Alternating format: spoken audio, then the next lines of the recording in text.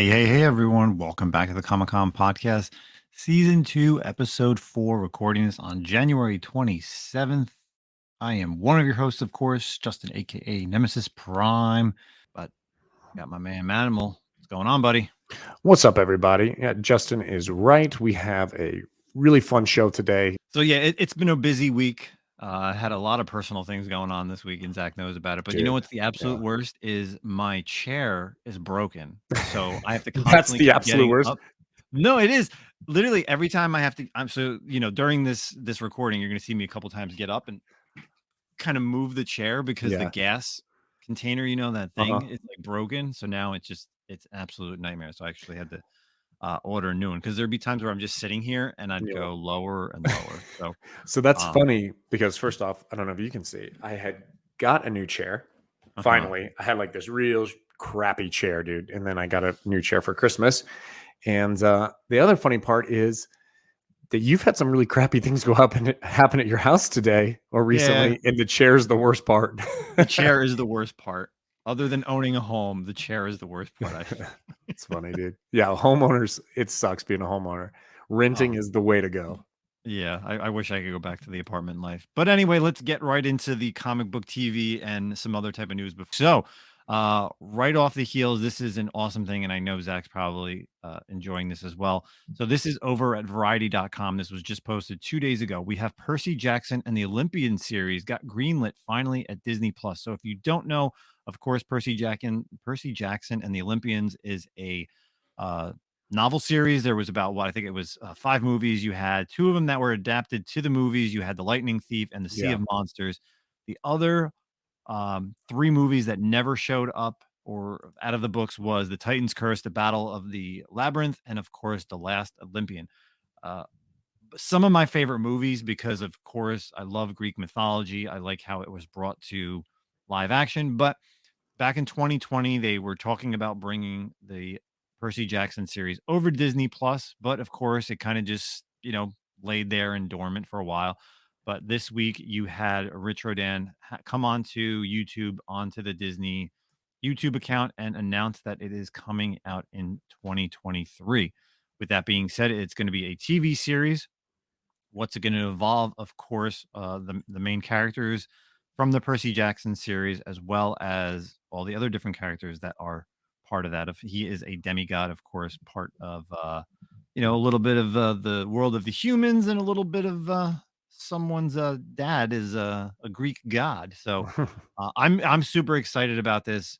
I own both the movies. Every now and then, I'll still rewatch them because I just think the whole Greek mythology is pretty badass. And Yeah. what's her name? Alexander and Andrea. I think that's Dadaria. her name. Yeah. Yeah, oh, she's Yeah. Oh, super yeah. hot. So I'm a big fan of that. Zach, what do you think about this news? Yeah, that's pretty cool. I mean, I read all the 5 books as well. I haven't read any of I know there's like some supplemental stuff as well. But I read the original 5 and definitely enjoyed them. I grew up being a big fan as well of like Greek mythology. And so seeing all the characters come to life, some of the demigods, some of the not so well known gods that don't get a lot of screen time kind of show up. So it's definitely a lot of fun. Um, but I think the thing that excites me the most about this was that I read that the author Riordan, what's his first name? Rick Riordan is Mhm. actually going to be involved, like strongly involved, where that was not the case with the films. He was actually kind of shut out from the films. So having him involved in the adaptation really, really excites me. I mean, the first movie was good. The second movie was kind of meh. I kind of understood why they didn't keep going because I didn't feel like they captured the second book in the second movie that well.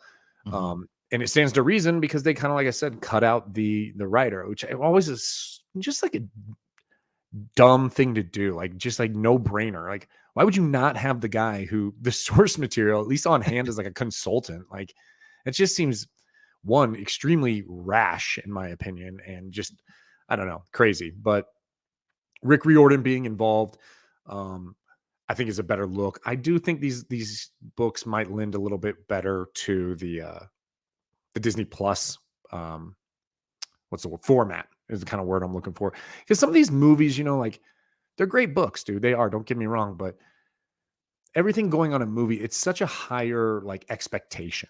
right? You know, so if a Mhm. movie doesn't do so well, it's like, oh God, let's not move forward with this. But like a TV show, you can have seasons that kind of slump and they don't cost as much, and there's not as much high as an expectation in terms of box office sales and whatnot. So I think it plays out better. You know what I mean? Yeah, I definitely like the idea of it being on Disney Plus because, of course, if it's not Marvel right now, if it's not Star Wars, yes, there are other different series that are going on Right. in Disney Plus, but I feel like if you're not a child or, really in the know of what's on Disney Plus, you really don't know. And I think this is a good uh bridging the gap because of people who may have seen the movie and want to know more, and also people who don't know anything about Percy Jackson, maybe have read the books, or again, just trying to get something new on Disney Plus that can have a longevity of a series. Right. This could be that, that show.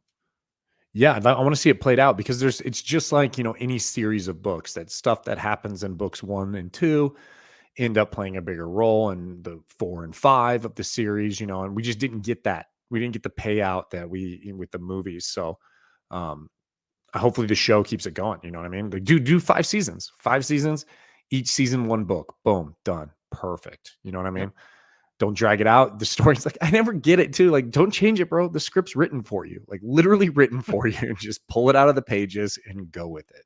Yeah, it's not like we're talking Game of Thrones type of books here that Right, they need to, put into like a 2-hour movie. Like I get it. These are books that can be done in an hour and a half and two right. hours because they're short, They're young short adult novels. too. They're not Yeah, like super. They're not super.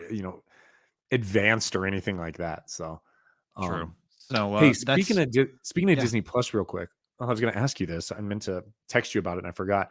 Randomly last night, I was watching Disney Plus, and have you seen the like the teaser or whatever for Willow? It's From like when it first got announced. they have like a little like a 3 minute like teaser. Somewhat, it's not really even a teaser. It's Warwick Mhm. Davis talking to his castmates. But bro, When he's that like shit made around me look like when a they're picnic kind of like table. around like the benches and Yeah, yeah, yeah, I saw that. Yeah, that was when that was they funny, announced that dude. last year. Yeah. Yeah, I watched that thing, like, I watched it, and I was laughing out loud, like, a couple of times. I thought it was really funny, man. I'm pretty excited now about Willow. Oh, I'm Random, definitely. sorry. I cannot wait for that because it's funny when he talks to the red-haired girl who was in Yeah, Falcon and Star Winter Wars. Soldier, and he goes, "Well, we worked together on Rogue One, or not Rogue One, on Solo. Solo because she Yeah, plays Infest Nest, and he's in it as well." mhm, He's like, "I and don't know what you're talking about." yeah, he's like, "I don't remember you." And he goes, "I've been in," he's like, "That's the only Star Wars movie I haven't been in." That's what he said. It's like, "What?" It was pretty funny.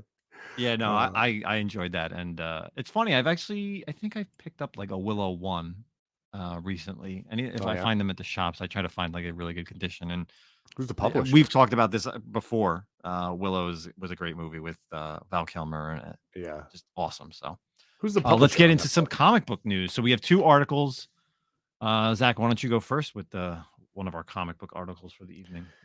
Yeah, so this is something we kind of talked about, and we've talked about this book for a while, and we kind of talked about this theme somewhat being funny. But over at Bleeding Cool, we have a article. It's the title is "What a Surprise! Daredevil #1 with same creative team and Matt Murdock." So, article goes on to say Marvel Comics has announced the genuinely shocking news that the cancellation of a title is now leading to a relaunch of that title with a new #1, but the same creative team and the same old guys before in the suit.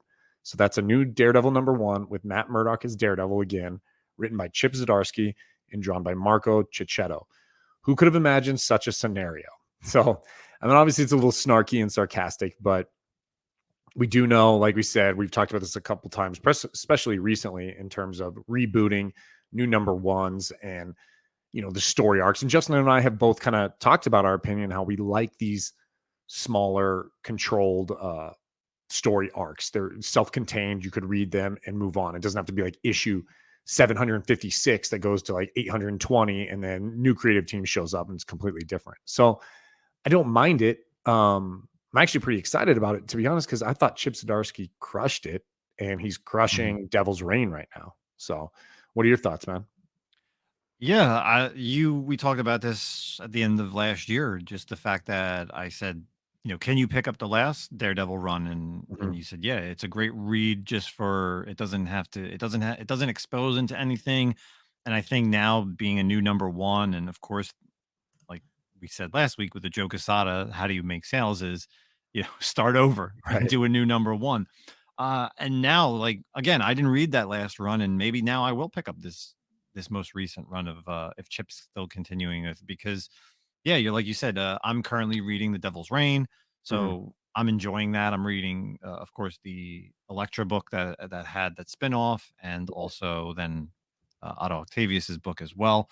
But yeah, Daredevil's kicking ass right now, so I'm enjoying that, and I think a new number one is right up everyone's alley because it's a great start. It's a great jumping on point. Yeah, with some of these characters, these legacy type characters, obviously, they have such a storied past. It can be, I get why Marvel does this. I understand why it also frustrates people as well. Obviously, Marvel does it for one because sales always go up on a number one and they can get like a million issues and variant covers and whatnot. But I think it's also it's good for the readers and the new readers because it encourages new people to jump on. And Daredevil's not even one of the most daunting characters out there, but he still has a very storied past, and issues just keep going. People don't want to just jump on. Mhm. Like look at DC, dude. Like I love the Flash. Flash is one of my favorite DC characters, and I read the Flash ongoing for a very long time. I probably stopped, I don't know, maybe this past year. But if I was like just a reader with the Flash movie coming out, and I'm like, oh, you know what? Maybe I'll pick up a Flash issue, and then I saw Flash number 762. Like, there's no way, dude. Like Mhm. I just don't think I would do it. 'Cause you don't know where it is in the storyline, Yeah, right? you don't know anything really necessarily. And I'm not saying you have to know a hero's whole past, like you just said with Daredevil, the last Chip Zdarsky run. You didn't have to know Bullseye killed Elektra. Spoiler alert! Way back in the 80s or whatever, 70s or No 80s, whatever. way. Yeah, right. You didn't have to know all that. You didn't have to know any of the history necessarily between Daredevil and Wilson Fisk. It was all presented in a way that like was very easy to digest and move forward with, and still had such like a compelling story. So Mhm. yeah, man, I it's one of those situations where it's annoying, the new number ones, and Marvel does it more than anyone. But it's also a situation where it's like I get it and it makes sense. So Yeah, but back to you, selling it is a lot easier to yeah, sell that than trying to exactly. sell, 100 something issues. But I Right.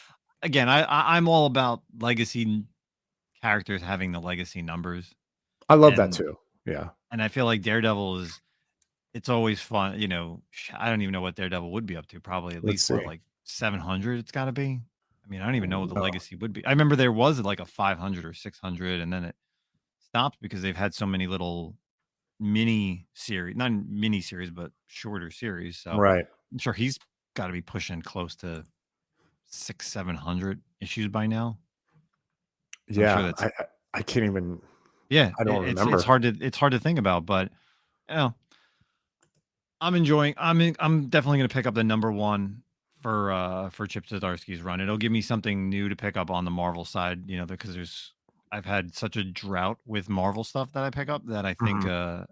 I think this will be a good number one to pick up because I'm also this is also a spinoff. Zach knows that I just started watching the show called Daredevil recently.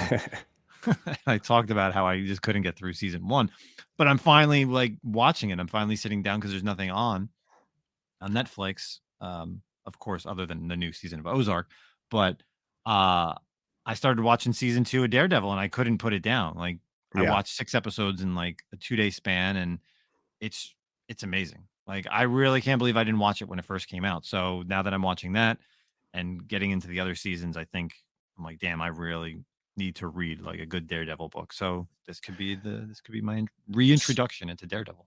So speaking of which, I'm looking at this is an older article, but this is the best I can come up with. Hmm.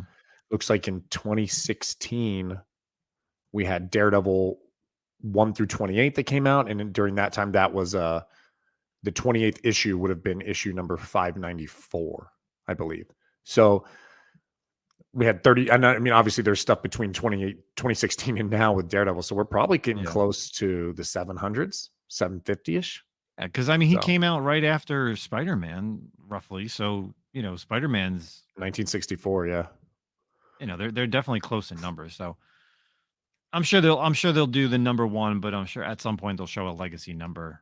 It's Right. got to meet a legacy number without a doubt. So all right, so Zach's good old article for some comic book action, and let's kind of move over to this. And I'm sure this is a big one right now.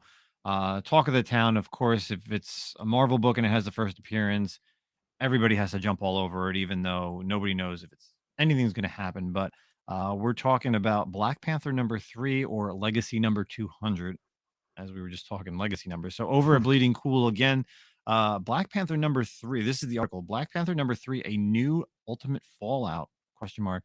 Tosin, the new Miles Morales. So if anyone has picked up, or if you've actually been able to pick up this new Black Panther number 3 or Black Panther 200, there is a first appearance of a new Wakandan warrior.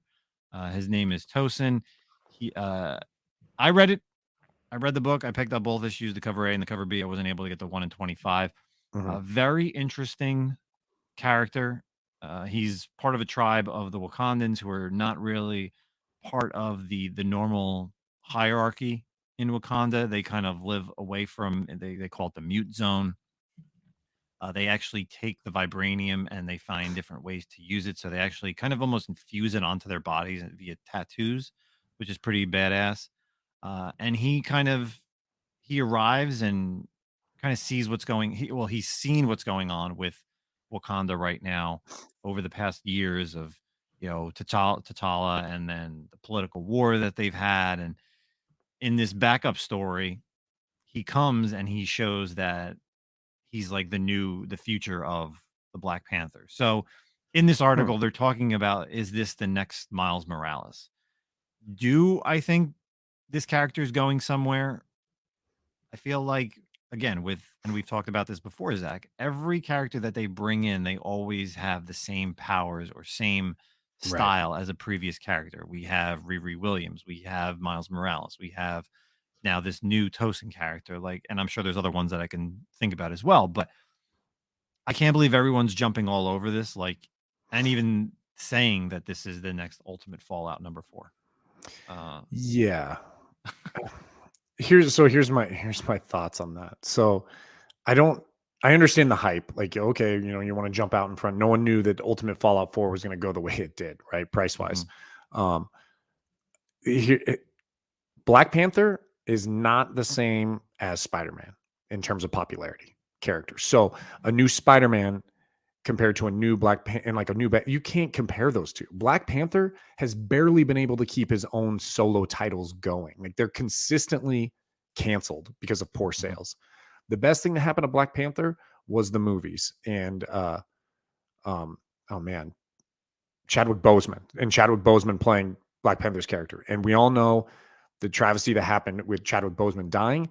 That doesn't help, in my opinion, the Black Panther character moving forward. So could it have been a different story if, like, let's say Chadwick Boseman obviously continued to live and was prominent like he was going to be in the Marvel MCU universe? Hell yeah. I think Black Panther's character would and his titles would probably grow with that. Now, I don't know. Only time will tell.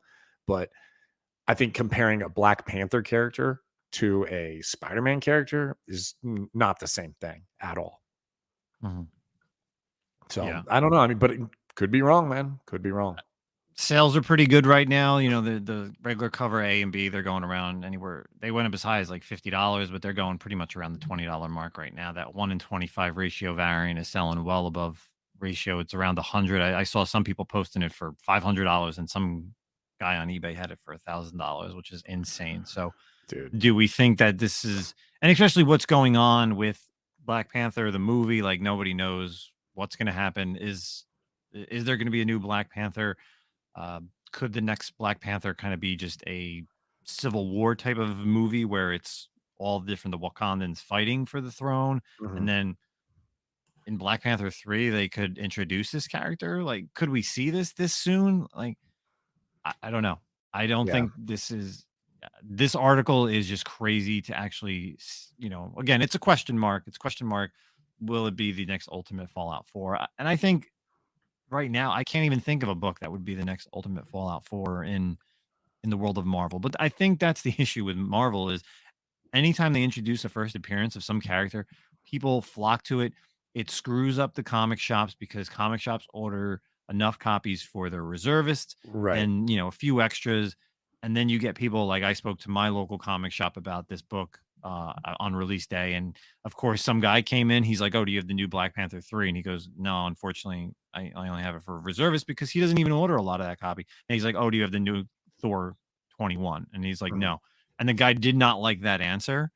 And you know, that's what it is. Like people just go into these shops and just want that book, and then they're going to go to the next comic shop and get those two books again, just to sell them, or maybe to hold on to them. I don't know. Right. Probably at least sell some, so at least you're not walking all over the place and getting them for cover price. But Yeah, I guarantee shops, like I said, I guarantee shops did not over order on Black Panther because it has not done well. It doesn't sell well. mm-mm. It really doesn't. The early issues, maybe. So maybe on these ones, yeah, I'm like the number one. I'm sure they order a few more copies, but it's not a title that sticks around for very long. And the other thing is, like anyone out there listening, if you can pick one up like Justin was able to for cover price, yeah, go for it. But there's some bottom feeders out there, like this guy trying to sell one for $1,000, trying to trick you into thinking that, yeah, oh, this is the new Miles Morales Ultimate Fallout 4. When, yeah, man, it could be. I'm not saying that it won't be, but $1,000 for this book, that's crazy talk. I would best offer that Yeah, guy like $50 and see what happens if you really want that book. But yeah. And I'll tell you right now, you don't even need to go and read the book to find out how much he is in the book. He's in it for pretty much. But if you go check out the article over at bleedingcool.com, literally the last page is the character's, I would say, first main real full appearance right, in the issue as who he is, this character, and you see his powers. And again, they show you other screenshots or screen grabs, I should say, of different panels of what they use the vibranium for. And like I said, so just a really interesting article. I guess we're gonna have to see over the next few weeks where this is going to be. I'm going to say that Black Panther #3 is going to be number one on Cover Price's top 10 next week. So you'll wow, probably hear both of us on Tuesday night talking about this book without a doubt. that's crazy. I didn't think twice about this book, to be honest. Like, I mean, Neither did I don't, I. yeah. But it is, and the only thing that is really interesting about the book is, again, it's a century book. So of course Mhm. it's issue #3, but in reality it's issue number 200. I mean, don't get me wrong, it's got a badass cover. The Alex Ross cover is Yeah, is pretty amazing. But how many people wrote about just ordering this because of, it's issue 201 and it's an Alex Ross cover. Like maybe you'd order, but Alex Ross isn't like the hottest artist right now. Like I know some shops they'll order specific covers because the title is hot, or not even mhm, that the title's hot, but like I know my local comic shop ordered like She-Hulk #1, but he said he ordered more copies of the gem art germ and the Adam Hughes cover than the main cover, because of course people would rather have an Adam Hughes or an art germ cover than the Jen Bartel. But that's just, he knows kind of his clientele. right. Okay, so I got another article here, and let me preface this by saying this might be a little controversial for some people. So, but we've talked about this character in this issue, like this situation before in like one of our very first episodes, and we talked about it recently as well. Um, so you know what? We don't shy away from the hard topics, and I saw this, and we had to talk about it. So this article comes from comicbookresources.com, and the title is "The Next Punisher Should Be a Black Veteran," says co-creator Gerry Conway. So he goes on to say, Punisher co-creator Gerry Conway thinks the militaristic anti-hero needs to evolve to stay relevant in the 21st century, and ideally should be a black veteran in his next iteration. Quote from Gerry Conway says, there will come a time, just like in the 80s, when that character can be rebooted, and turned into something new. Conway said on an episode of the Divine Design podcast, 99% Invisible, devoted to the Punisher's famous skull logo. I mean, my personal preference would be that the next iteration of the Punisher would be a black vet, who comes back and faces the issues that minorities in the world face today. So there is a lot to unpack about this. Hmm. Conway goes on to kind of say that when they created this character, a lot of this had to come with it came from frustrations with obviously during the time of the Vietnam War, frustrations towards the U.S. involvement in the Vietnam War and the government and failed systems and whatnot. And before I go on to kind of talk about this character, sorry, let me say this as well. So Conway says the Punisher represents kind of a Rorschach test for the error that readers discovered him in. For me, in the early 70s, it was a response to a dysfunctional era in American history. In the 80s, he's a triumphant character representing a black and white view of the world. And in the 2000s, he's the dysfunctional Punisher, the despairing tragic hero who is really an outcast and no longer represents anything except his own ID. So, like the Punisher, I don't disagree um, with the idea that the Punisher he's a character that really has not evolved, right? Since like Jump Mhm. Street. You agree there, right? Probably. Yeah, he's the Punisher.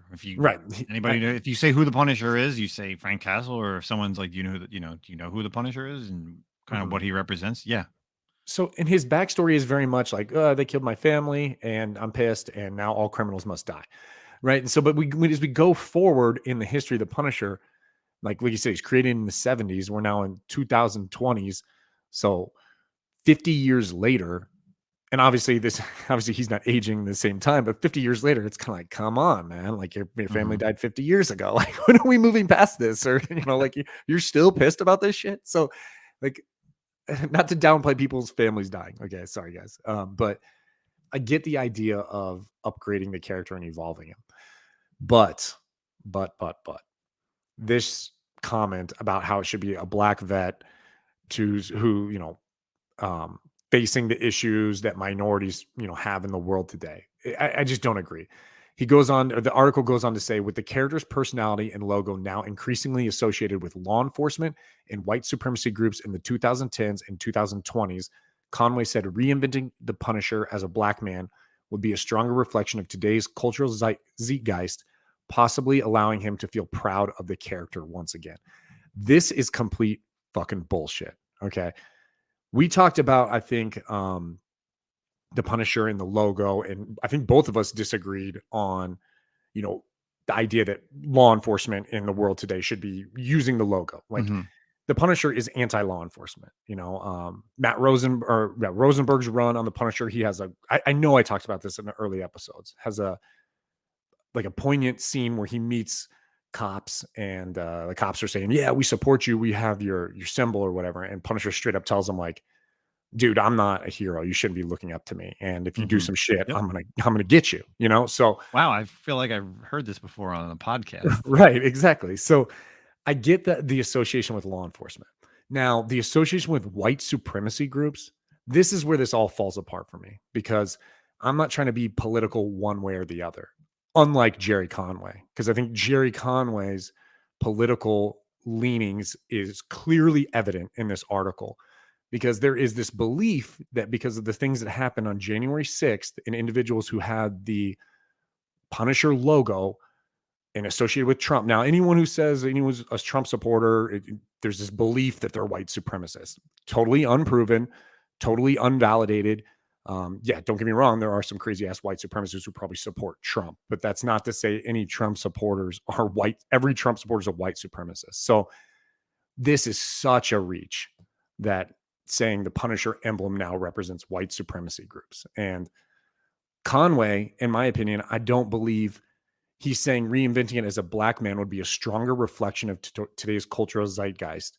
No, you're trying to do it to piss people off. That's all it is. You want to piss off these people that you think are white supremacists, knowing that it's going to make people angry. So you're creating division while pretending to be inclusive, which is 100% the like playbook right now for these people. And Well, let's talk about it as we were just talking about another character who is reinvented again right. in with the Black Panther, and now Mhm. you're talking about why do you need to recreate characters? Like I feel like I literally just said this 5 minutes ago. Yeah, Why do you you need did. to Yeah. recreate characters?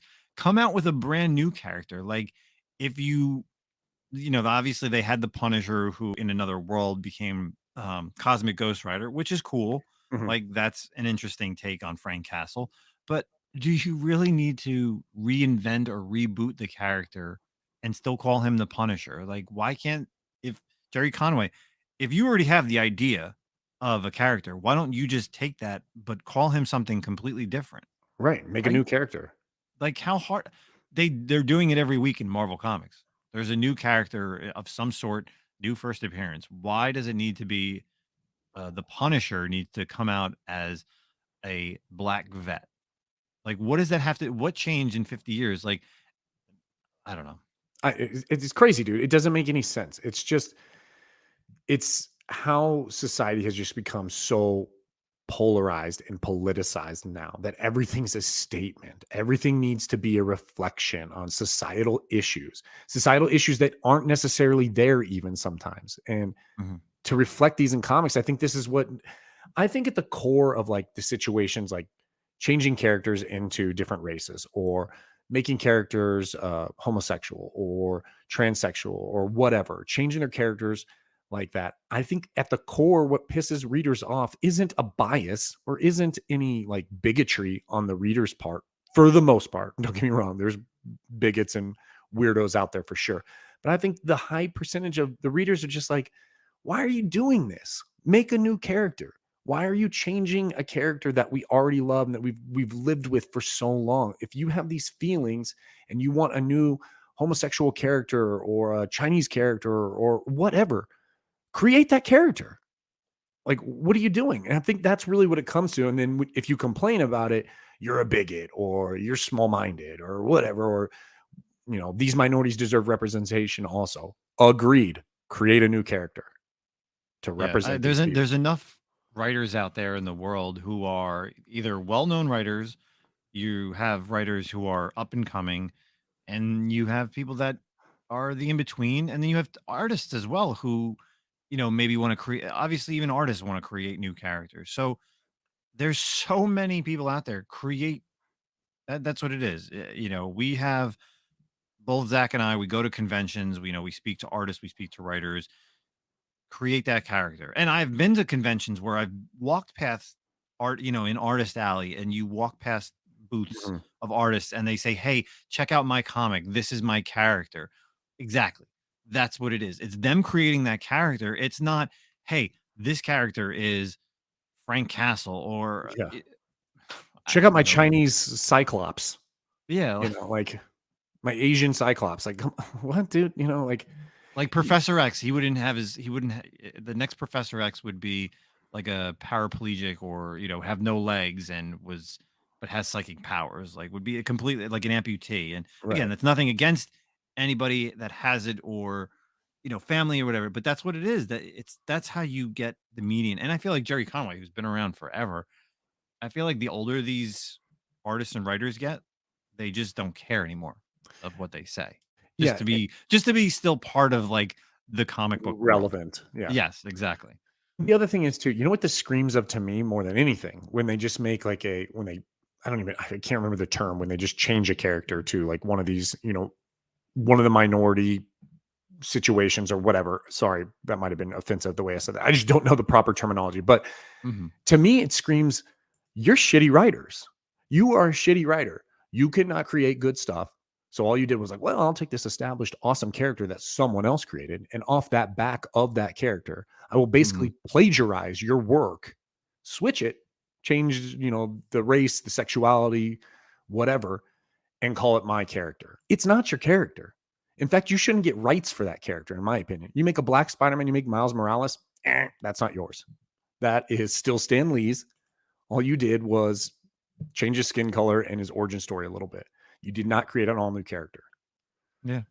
So Yeah, I no, don't know, absolutely. man. And we've seen that over the years between the multiple different versions of Spider-Man. You have the multiple versions of Hulk. Uh I mean, even Deadpool's got like all the different variations that they've had of Deadpool. Like, would you really consider even the variations are like comedic, but they still represent the original character? Yeah, Joe Like, Kelly's character, right? exactly. I was actually agreeing with you, and then I really thought I about know, what you 'cause were it's the talking about. truth. It's actually the I truth, know. man. But Yes, yes. The yeah. Joe Kelly version Deadpool, like not the other guy who did the Deadpool from New Right. Mutants. Not the ninja Deadpool, Yeah. the Deadpool we all know, the Joe Kelly Deadpool. Um, dude, I hear look, just talking about this, I got the next Punisher story. And someone might be some big, and I'm a big Punisher fan, but I definitely have not read his whole library for sure. Off and on, Mhm. I've read his stuff going, but maybe they've done this. But dude, here's a story. Punisher decides, I'm done with this. I'm going back to the police force. He goes back to the police force, and that time now he struggles with his issues of wanting to kill people, and he tries to, go the straight and narrow and tries to get back to who he was before his family. And, to quote you as you said, hijinks ensues. You know what I mean? Mhm. Something like that, dude. That's a new Punisher take. Like, okay, yeah, you kill supervillains. We get it, man. We've seen you do that since the 70s. Now, try to be a good guy. Let's see you actually try to be in the straight and narrow. Even when he Right. was the Captain America Punisher, I think he was still killing people, right? War Machine. No, that was Yeah. War Machine. There was the War Machine, but then during after Civil War, he had that Captain America suit for a while. No, I don't remember that. Yeah, see, like I'm not too familiar with like his like for me, like again, like even Punisher, like I'm like the Punisher War Journal stuff. Like Yeah, that's your standard Punisher. And then even more so now, yeah, he's not as crazy. Like he's a little bit tamer, but at the same time, like that's who the character is, and right. you shouldn't have to change that for the times. No, you just need to evolve him a little bit, and that doesn't mean make him a black guy. No, not at all. Get this though. This is horrible though. So ironic. So the end of the article goes like this. Ironically, 1991's The Punisher number 59 featured a very literal interpretation of Conway's statement at the conclusion of the story arc Final Days, written by Mike Barron and illustrated by Hugh Hayes.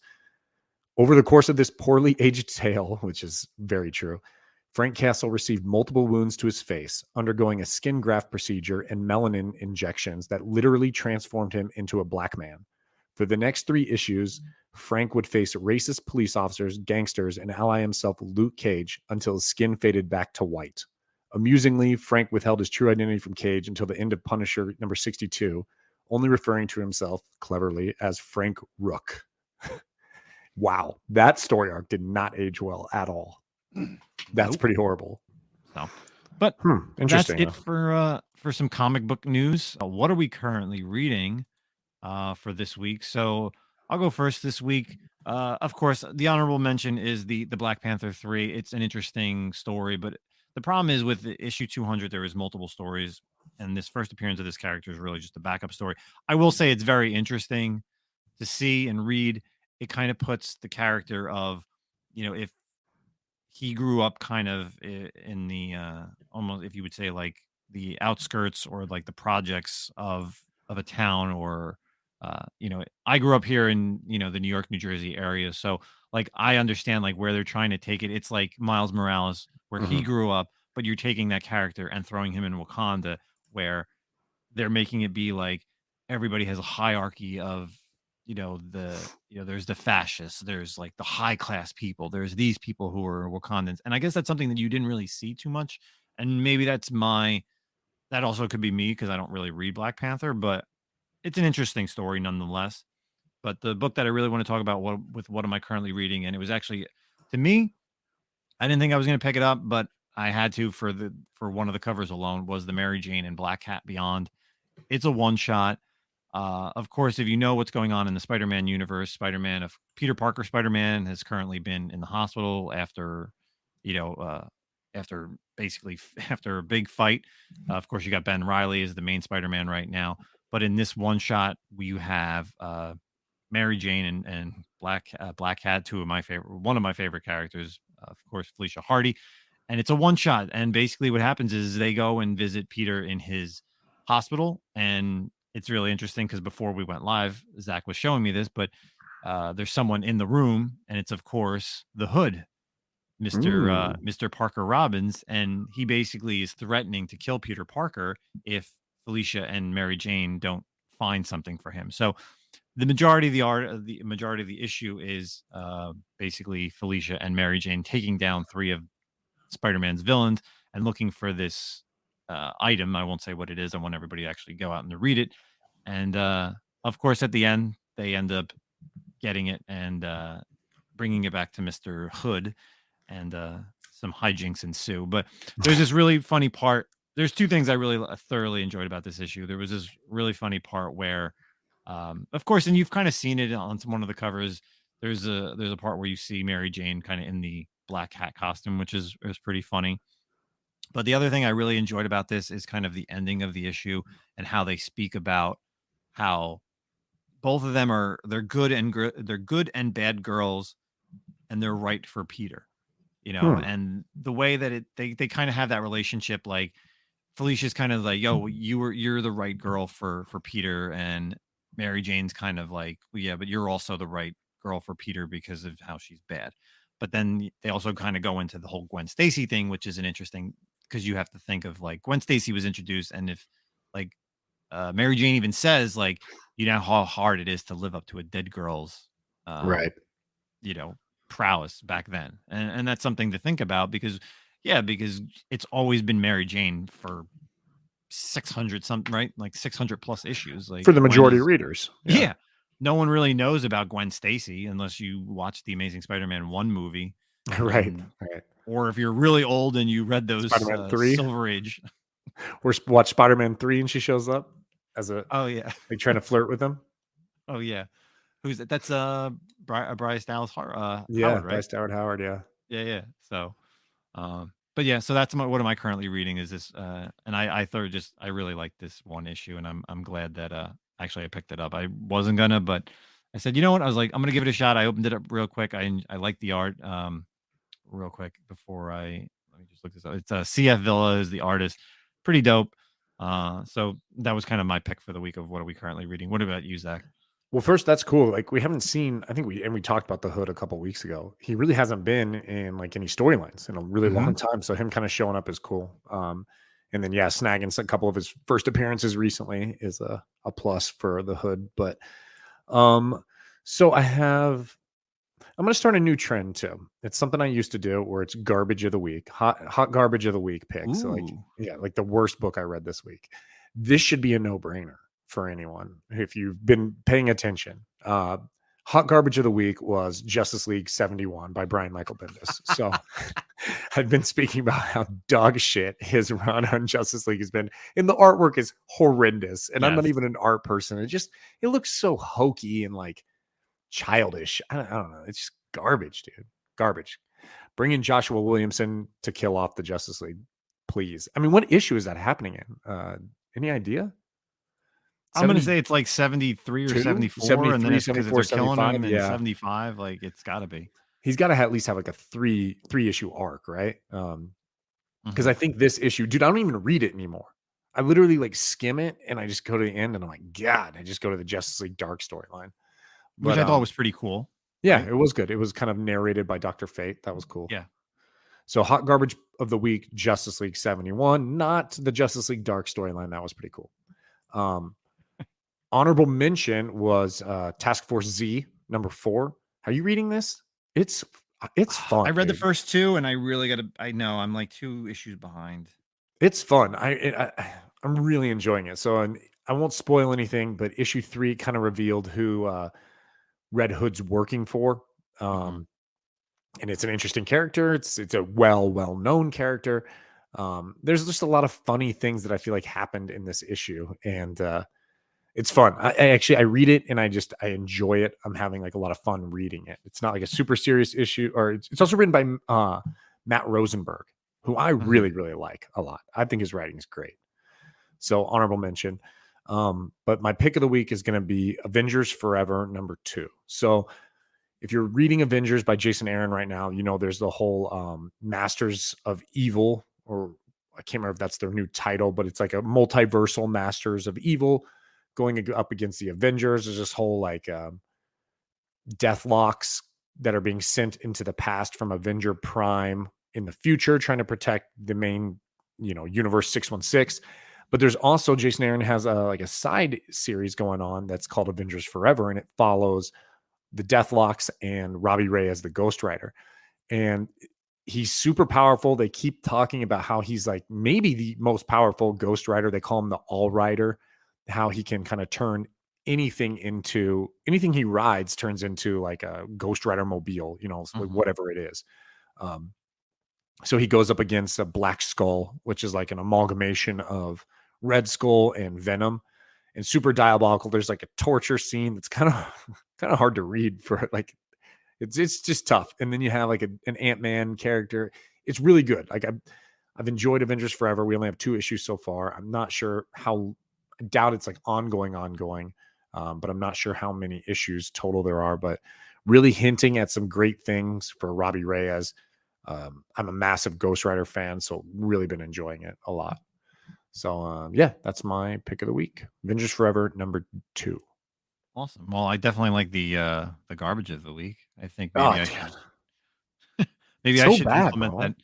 There's Are you some gonna do stuff it? that, Do it. there's some Yeah. stuff that we've talked about that I feel like is hot garbage. And Mhm. we've well let's real quick Oh, before I we know what yours before is we gonna bring be. well no, let's real quick before we bring our guest on. Um there was that tweet, or I don't know if it was a tweet, it was an Instagram post. So Donnie Cates posted on Instagram Oh yeah. about the Hulk.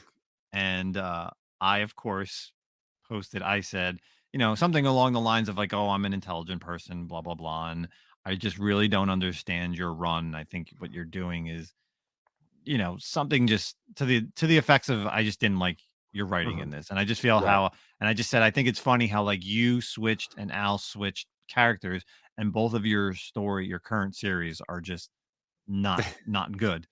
And literally, what was it? Maybe like not even 10 minutes later, Yeah. you and I were on Instagram, and all of a sudden that comment was taken down.